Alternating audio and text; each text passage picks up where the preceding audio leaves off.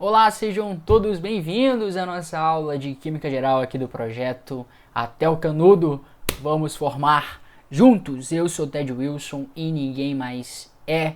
Vamos dar continuidade aqui no nosso projeto de Química para o ensino superior. Muito mais do que não te falam. Aliás, o que não te falam na graduação, eu vou falar aqui, beleza?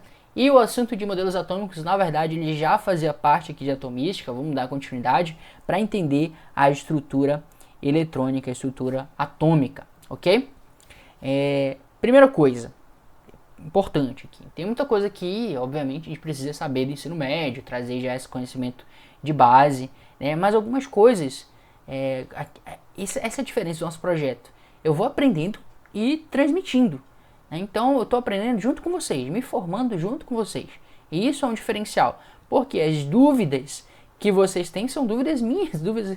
Eu estou ali na sala de aula, sou o aluno, o professor vai passando a matéria e eu quero de fato também absorver aquilo para retransmitir aqui para vocês, de modo muitas vezes até mais aprofundado. E atenção, gente, não é por falta de consideração do professor, não, por causa do tempo corrido da ementa mesmo, beleza? Mas vamos lá, dar continuidade ao nosso assunto. A gente vai agora aprender a representação do átomo. Eu não estou falando daquela representação elementar, aquela representação de tabela periódica, beleza? Estou falando dessa representação simbólica mesmo, que vem em prova, enfim, que a gente tem que representar. Ele é representado assim, dessa forma, geralmente tem o Z abaixo ali, subscrito, antes do símbolo. O símbolo é esse do meio aqui, o X. E esse Z é o nosso número atômico. O número atômico é a coisa mais importante do átomo, é ele que dá a identidade do átomo. Então, se eu tenho um átomo X, número atômico Z igual a 8, e um átomo Y com número atômico Z igual a 8, eu vou saber que X igual a Y, que X, na verdade, e Y são átomos de oxigênio, porque o número atômico ele identifica o átomo, de fato. O número atômico indica a quantidade de prótons que existem no núcleo, beleza? A gente tem também o número de massa atômica. Ele pode ser representado aqui, sobrescrito, no outro lado do Z, ou ele pode também ser representado do mesmo lado do Z, né? Então, e geralmente é mais comum assim, porque aqui desse lado é representado muitas vezes a carga elétrica, tá? E essa carga elétrica, ela tem a ver com a diferença do número de elétrons em relação ao número de prótons. Veja, aí em cima, onde está esse Q, a carga elétrica, talvez você se recorde se eu fizer assim, por exemplo. Ca2+. Tá? E é importante que seja escrito dessa forma. Não que escrevendo assim estivesse muito errado. Mas é que essa forma aqui é uma escrita mais matemática, né? Mais 2, menos 2. Assim, quando eu tenho o número na frente, fica mais químico. Então, essa carga elétrica indica, como eu falei, a diferença, né? Porque, veja, no estado fundamental, deixa eu mostrar aqui, no átomo eletricamente neutro, o número Z, que é P, ele é igual ao número de elétrons, ou seja, o número de prótons é igual ao número de elétrons no estado fundamental. Então, o átomo ele é chamado de eletricamente neutro, ele não possui carga. Então, se eu tenho 10 prótons, eu vou ter 10 elétrons no estado fundamental. Agora, se esse meu Q ele é mais, significa o que eu estou dizendo? Como o próton ele é representado positivamente por essa carga, por esse símbolo de mais, então eu estou dizendo o seguinte, olha, esse átomo ele tem mais prótons que elétrons. Agora, se aqui está representado menos, significa que esse átomo ele tem mais elétrons que prótons. E é por isso que essa carguinha ela vai aí sobrescrita. E aí o número depois, ou o número antes no caso, ele representa a quantidade. 2 mais, ou seja, eu tenho 2 prótons a mais que o número de elétrons. 2 menos, eu tenho 2 elétrons a mais que o número de prótons. Então lá no núcleo eu tenho 10, vamos fazer aqui, 10 prótons, 10 elétrons. Se eu perco 2 elétrons. Eu vou ter, ó, 8 elétrons e vou continuar com 10 prótons. Eu não perdi próton, no núcleo eu não mexo. Eu mexo no elétron. Eu mexo na eletrosfera, tá? Então eu perdi elétrons. Então, percebe, ó, quantos prótons a mais eu tenho? 2. Qual que é o símbolo do próton? Mais. 2 mais. Tá aqui, 2 mais. Agora um outro exemplo. Próton, elétron. Digamos que agora eu tenho 8 prótons. E aí, no estado fundamental, eu tenho 8 elétrons. Mas no núcleo não se mexe, eu tenho 8 prótons ainda. E aí eu ganho 2 elétrons. Quantos elétrons eu tenho a mais? 2 elétrons a mais. Qual que é o símbolo do elétron? Menos. 2 menos. Beleza? Então essa é a representação da carga elétrica. E importante também, o número de massa, esse número aqui, que fica sobrescrito também, ele é nêutron mais próton mais elétron. Só que como o elétron... eu tô aqui aparecendo aqui no canto agora, né? Então eu risquei o seguinte aqui. Eu nem sei se está... Eu vou já ver se está aparecendo, mas vamos lá. A igual a N mais P mais E. Esse aqui é o número de massa. Só que como o elétron ele tem massa desprezível em relação a nêutrons e prótons, eu não considero. Então o número de massa é nêutrons mais prótons. Em cada aula eu fico meio que sambando, não tô verificando onde que eu vou ficar de fato. Se eu fico aqui em cima, se eu fico aqui embaixo, enfim. Mas hoje eu tô aqui embaixo nessa aula. Então esse é o número de massa representado pelo nêutron e pelo próton. É a soma desses dois. Beleza? Então essa é a representação do meu átomo. Então se eu tenho, por exemplo, um átomo, sei lá, deixa eu pensar, o próprio hélio. O hélio 4, 2. Significa que o meu Z é igual a 2. Então quantos prótons eu tenho? 2. Quantos elétrons? 2. Tá? Então, isso no estado fundamental, claro, né? E qual que é o meu número de massa? Meu número de massa é 4. A é igual a 4. Beleza? Então qual que é o número de nêutrons? Ora, se o número de massa é nêutrons mais prótons, eu tenho o número de massa, que é 4, é igual a nêutrons eu não sei, mais o número de prótons, que é 2. O 2 está somando, passa subtraindo, o número de nêutrons para o meu hélio também, nesse caso, é 2. Beleza? Então é isso, super simples, é assim que a gente vai entendendo como é que a gente representa o nosso átomo.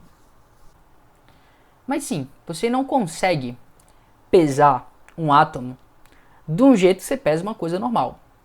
Sei lá, um canudo desse, uma caneta dessa, você põe na balança de modo tradicional, você pesa. A massa do átomo ela é muito pequena para ser medida diretamente. Então, tanto é que a gente usa uma unidade que não é a unidade de grama ou quilo, porque não é uma unidade, vamos dizer assim, macroscópica. Tá? E o que foi feito para que os átomos fossem então pesados? Utilizou-se um padrão.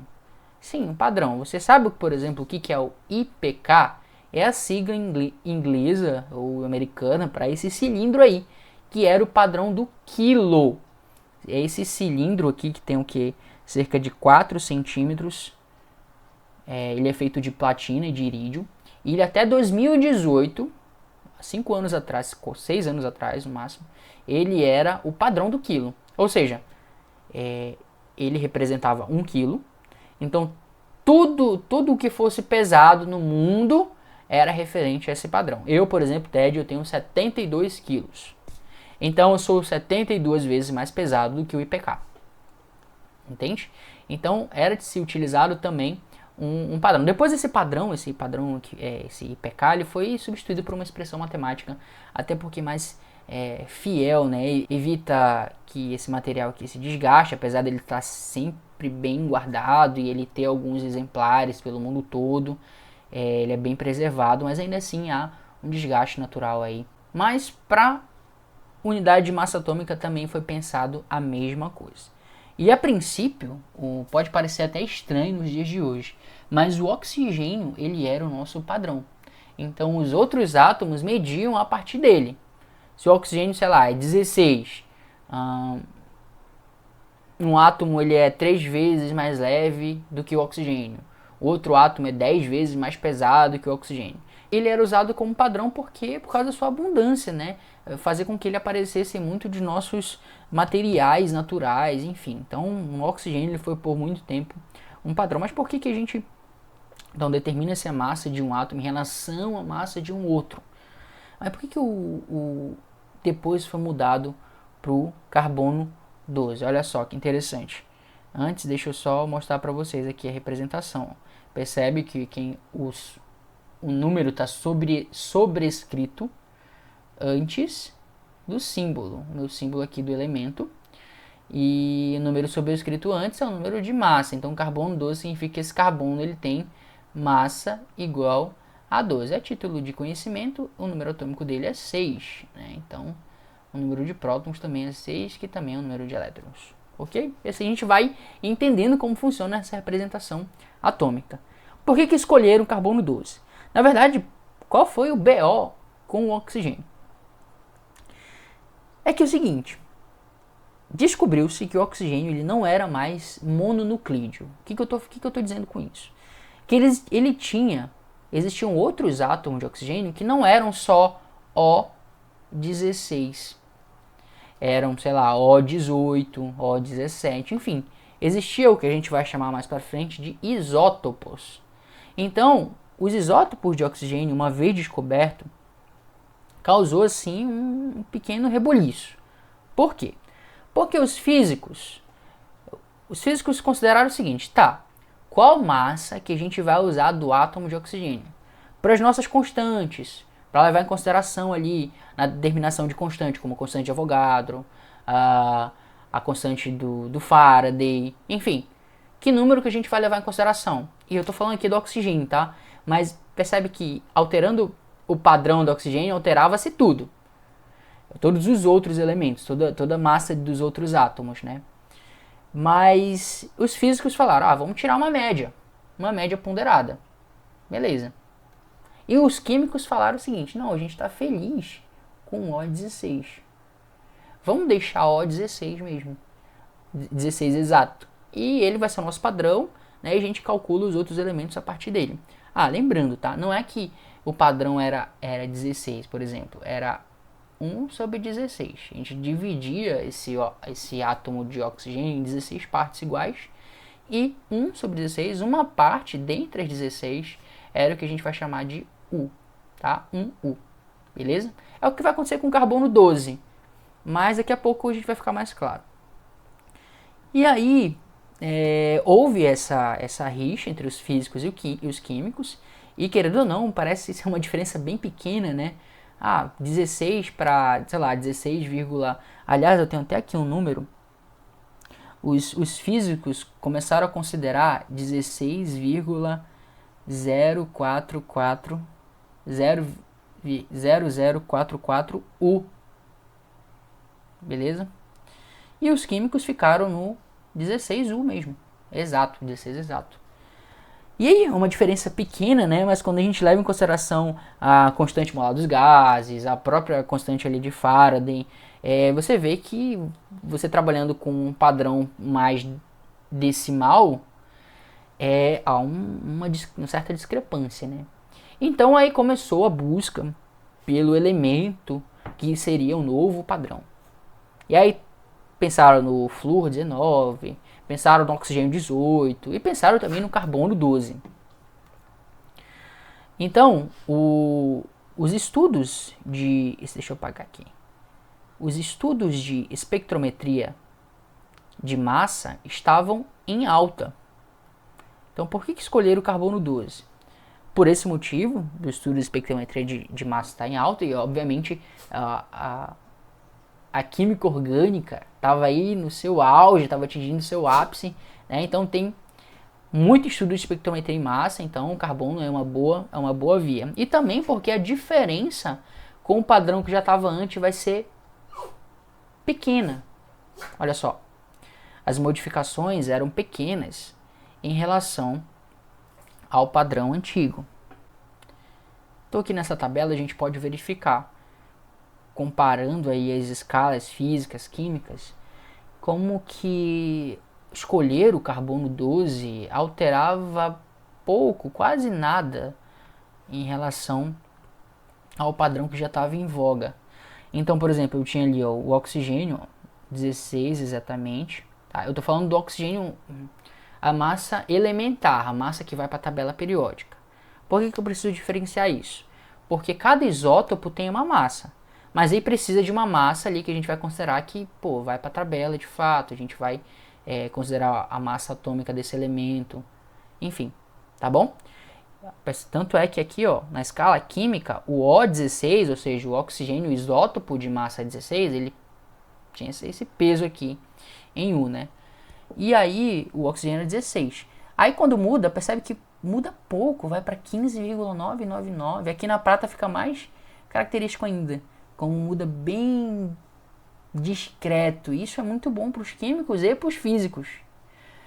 107,880 e aí vai para 107,8. A mudança é quase ali na segunda e em alguns casos só na terceira casa.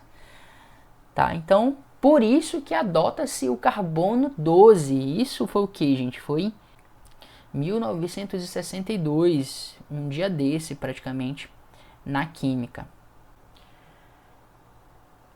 Agora sim, vamos entender o que é essa unidade de massa atômica, que é tão importante. Veja, a gente está vendo o peso de um átomo, tá? Aquilo que vai para a tabela periódica, aquele símbolo com aquela massa, representa o conjunto desses átomos.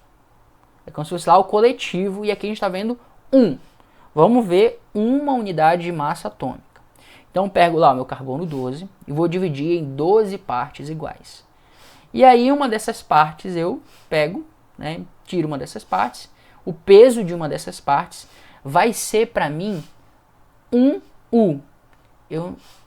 Deixa eu me esconder aqui para você ver melhor.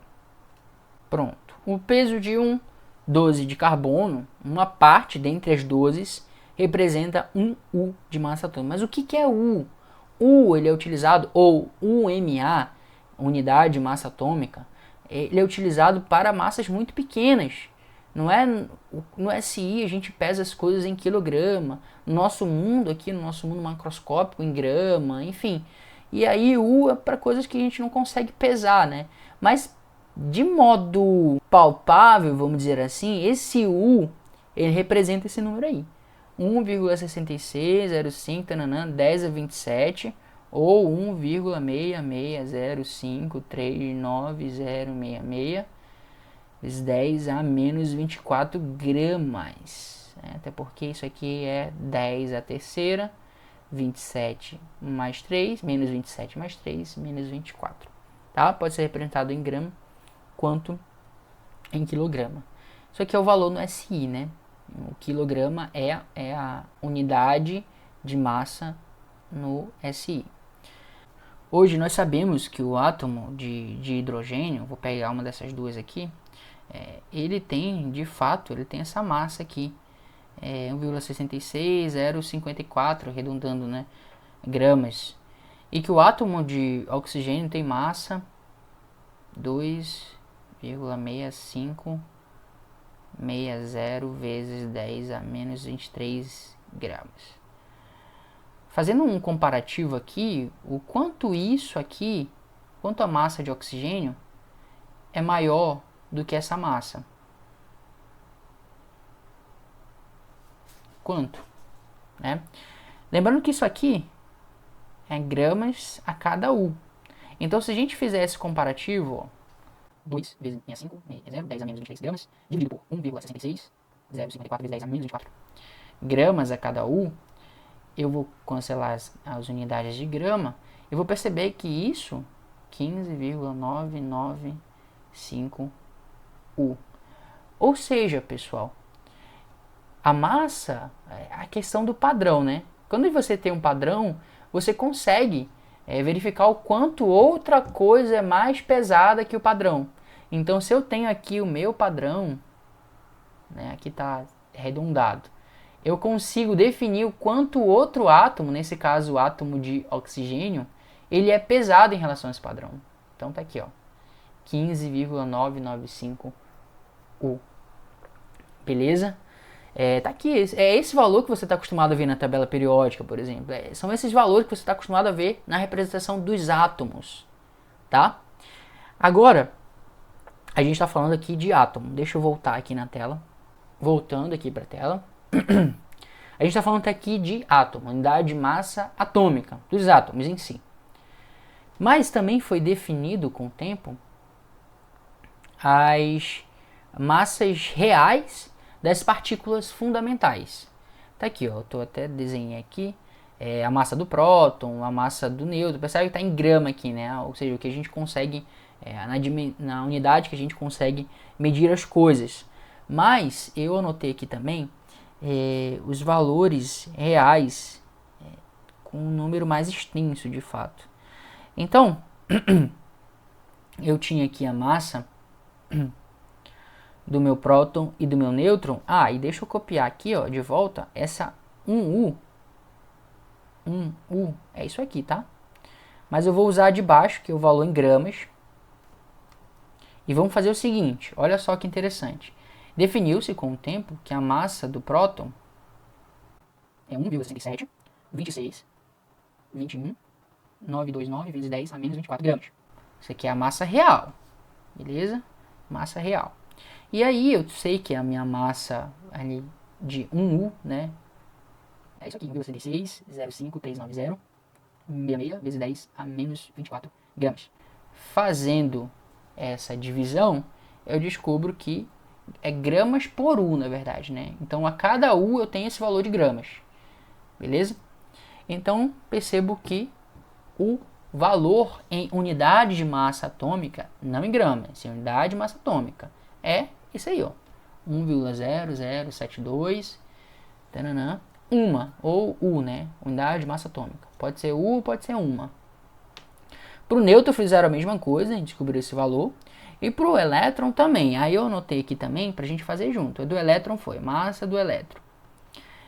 Foi definida ali, inclusive, com Millikan. Lembra? Na aula de modelos atômicos. Tá? Depois você passa lá para você dar uma verificada. 35 vezes 10 a menos 24 gramas. E eu sei que a cada U eu tenho 66, 0,5390, 66 vezes 10 a menos 24 gramas a cada U. Opa, aqui em cima é 28, tá? Definido na última aula, na aula de modelos atômicos. E fazendo essa continha, a gente percebe que a massa do elétron em unidade de massa atômica é essa daí, tá? Esse valor ali é mais representado em fração mesmo, aqui. Quando a gente vai demonstrar a massa relativa ali. Por quê? Porque percebe que se eu ficasse, né, digamos que eu tenho um elemento, aqui um átomo X com 5 nêutrons e 3 prótons. E se eu ficasse carregando esse valor e esse aqui a todo momento para calcular, ia demorar mais, ia ser mais trabalhoso.